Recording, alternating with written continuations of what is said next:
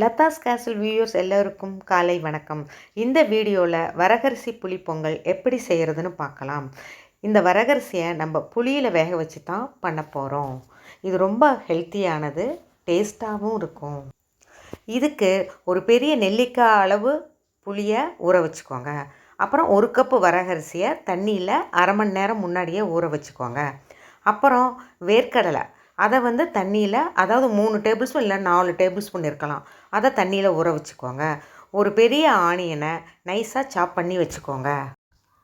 இப்போ அடுப்பில் ஒரு பேனை வச்சுட்டு அதில் 2 டீஸ்பூன் நல்லெண்ணெய் ஊற்றிக்கோங்க. இதுக்கு நல்லெண்ணெய் யூஸ் பண்ணால் தான் நல்லாயிருக்கும். இப்போ எண்ணெயில் 1 டீஸ்பூன் கடுகு போட்டுக்கோங்க. அது கடுகு எல்லாம் பொரிஞ்சதும் 1 டீஸ்பூன் உளுத்தம்பருப்பு, அப்புறம் 1 டீஸ்பூன் கடலைப்பருப்பு, அப்புறம் 2ஆக கிள்ளிய சிவப்பு மிளகாய் ஒரு 2, இதெல்லாம் போட்டு நல்லா ஃப்ரை பண்ணுங்கள்.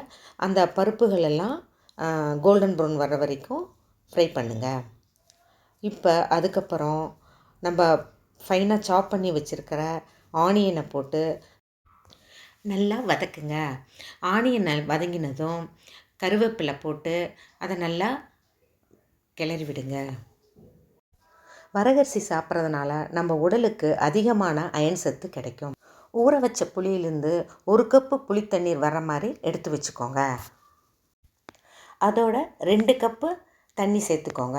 அதாவது இப்போ 1 கப்பு வரகரிசிக்கு புளி தண்ணியும் சேர்ந்த மாதிரி 3 கப் அளவுக்கு தண்ணி இருக்கணும், மெஷர் பண்ணிக்கோங்க. இப்போ புளி தண்ணியை கொதிக்க விடுங்க.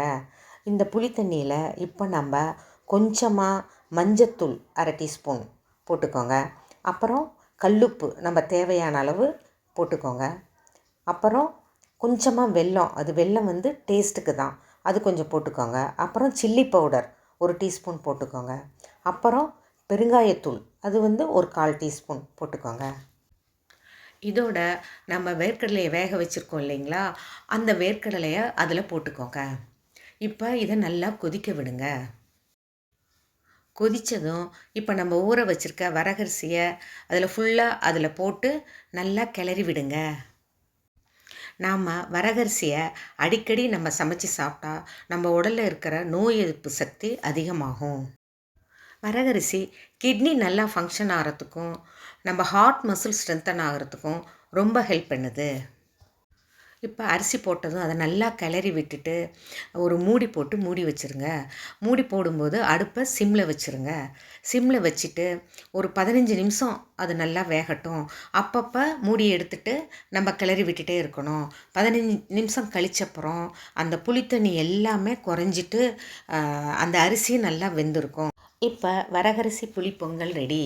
இதை நம்ம சாப்பிட்றதுக்கு 1 ஹவர் முன்னாடியே செஞ்சு வச்சுட்டா எல்லாம் உப்பு, காரம், புளி எல்லாம் சேர்ந்து ரொம்ப சூப்பர் டேஸ்ட்டாக இருக்கும். நீங்கள் எல்லோரும் வீட்டில் ட்ரை பண்ணி பாருங்கள். நீங்கள் என்னோடய சேனலில் ப்ளேலிஸ்ட்டுக்கு போய் ஹெல்த்தி ரெசிபீஸ் கிளிக் பண்ணால் எல்லா ஃபுட் ரெசிபீஸும் கிடைக்கும்.